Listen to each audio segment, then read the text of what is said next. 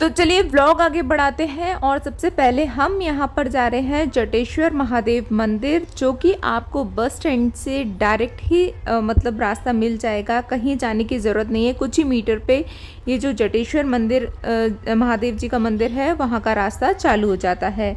Main gate से 1 kilometre के something आपको चलना पड़ेगा और उसके बाद यहाँ तक पहुँच पाएंगे। तो ये जो आप चट्टान देख रहे हैं, पर्वत देख रहे हैं, अब पता नहीं यहाँ पर बोल रहे हैं कि गणेश जी की मूर्ति है, लेकिन मुझे ऐसा दिखाई नहीं दे पा रहा है। फिर भी मैंने शूट कर लिया, तो चलिए आगे बढ़ते हैं। तो जैसे ही हम मंदिर तक पहुँच जाते हैं, फिर काफ़ी ज़्यादा मतलब नीचे जाना पड़ता है, काफ़ी सीढ़ियाँ हैं वहाँ पर। आसपास आप बहुत सारे स्टॉल्स भी दिखेंगे और बहुत ज़्यादा थक गए थे हम लोग, क्योंकि जो रास्ता था मेन गेट से वो भी काफ़ी मतलब 1-1.5 किलोमीटर तो हो ही गया था मंदिर तक आने के लिए। और उसके बाद फिर हमें थोड़ा सा नीचे भी उतरना पड़ा, तो सीढ़ियाँ भी काफ़ी सारी थी और फिर हम नीचे पहुँच गए हैं और वहाँ से मैं आपको दिखा रही हूँ। इसके बाद यहाँ थोड़ा और नीचे हमें उतरना पड़ता है, तो काफ़ी नीचे जाना पड़ता है, तब जाके यहाँ महादेव जी के दर्शन होते हैं। और ये देखिए, ये है जटेश्वर महादेव मंदिर। पानी भी भरा हुआ था और शिवलिंग थे। इनके दर्शन करने के बाद दूसरी तरफ से रास्ता गया था वापस आने के लिए। तो एक बार मैं आपको यहाँ खड़े होकर दिखाती हूँ कि ये ऐसी गुफा बनाई गई है और यहाँ पर महादेव जी हैं। इसके बाद मैं यहाँ वापस आ गई हूँ और आप देख सकते हैं बिल्कुल पहाड़ों के बीच में ये मंदिर है। और ये जो रास्ता गया है ये वापस ऊपर जाने के लिए रास्ता है। बहुत ही अद्भुत, बहुत ही बढ़िया जगह है ये। ज़रूर दर्शन करने आए आप। अगर पचमढ़ी आते हैं तो इस जगह पर ज़रूर आए। या तो आप जाते में सबसे पहले यहाँ के दर्शन कर सकते हैं, या फिर आप आते में दर्शन कर सकते हैं। गन्ने का रस पीना है? आगे था यार ये भाई, हम कटवा गन्ने का रस एक ही बना दो। तो चलिए पचमढ़ी की आगे की ट्रिप हम पूरी करते हैं। तो अब हम आगे जाने वाले हैं गुप्त महादेव मंदिर। पहाड़ों के अंदर यहाँ पर महादेव जी हैं और जैसा कि नाम है गुप्त महादेव, तो चलिए चलकर देखते हैं कि ऐसा क्या राज है इस गुप्त महादेव मंदिर में।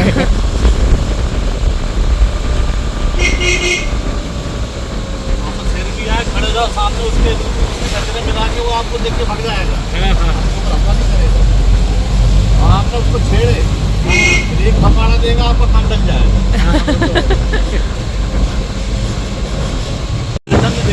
अच्छा अच्छा, क्या चीज़ है? खड़ी करके। अच्छा ये देखो। अच्छा,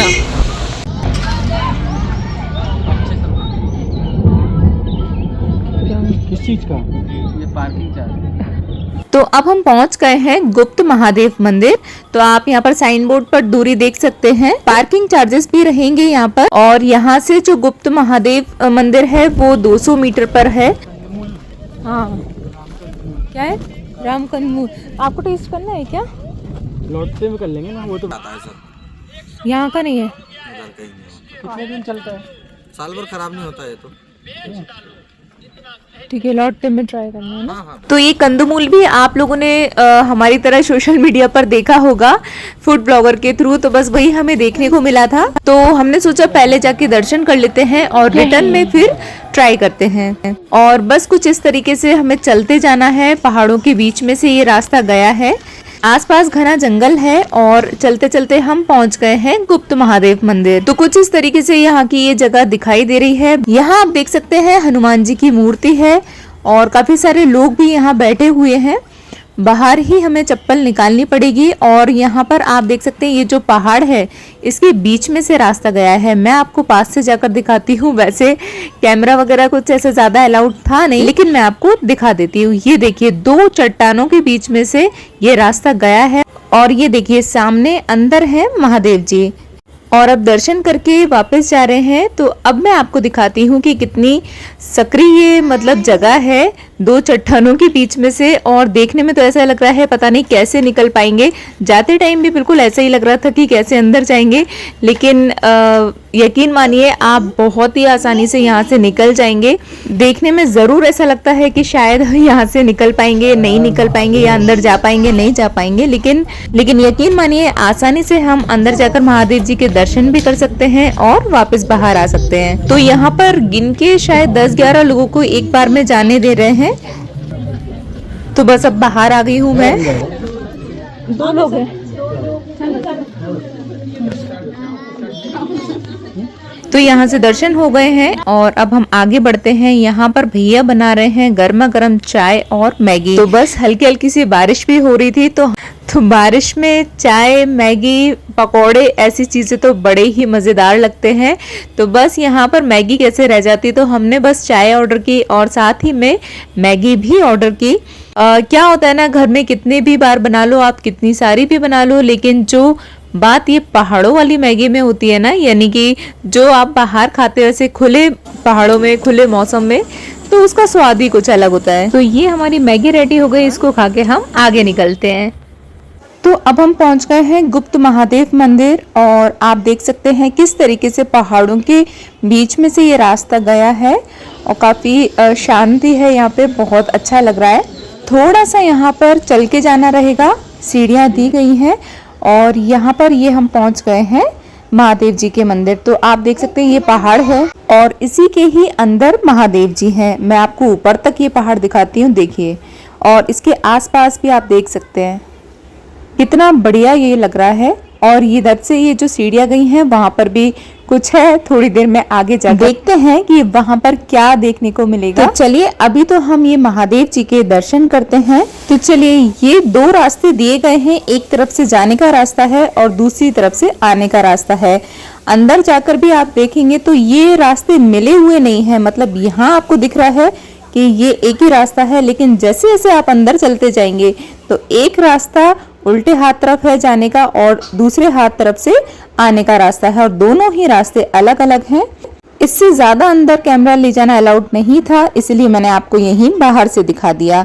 चलिए, दर्शन करने के बाद हम बाहर आए तो ये देखिए इस तरीके से ये सारा यहाँ का व्यू है।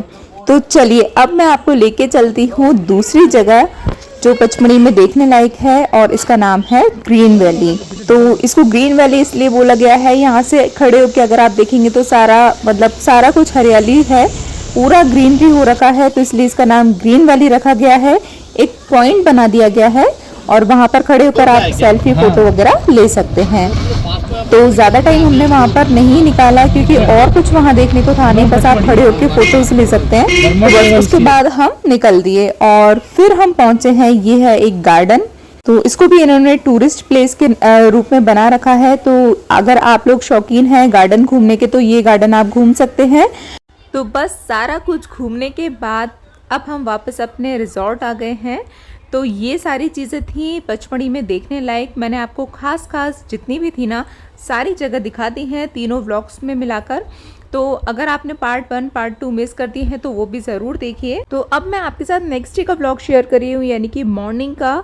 अभी सुबह हो गई है और अभी हम थोड़ा सा ये रिज़ॉर्ट घूम लेते हैं क्योंकि बहुत ही प्यारा है, लेकिन अभी तक हमने पूरा रिज़ॉर्ट घूमा नहीं था।